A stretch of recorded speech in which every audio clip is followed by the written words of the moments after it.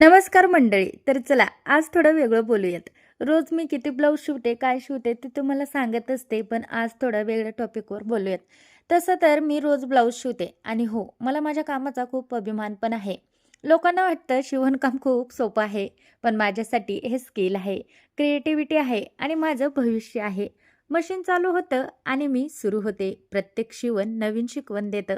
कधी चूक, कधी परफेक्ट, पण थांबणं नाही. पण उद्या हेच माझं काम, माझं नाव, माझी ओळख बनणार आहे.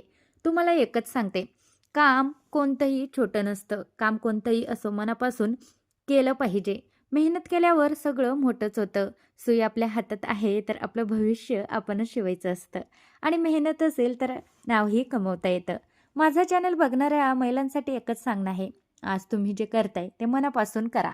आज मी खूप छोट्या पातळीवर काम करते, पण माझं ध्येय मोठं आहे. परिपूर्ण काम सरावातूनच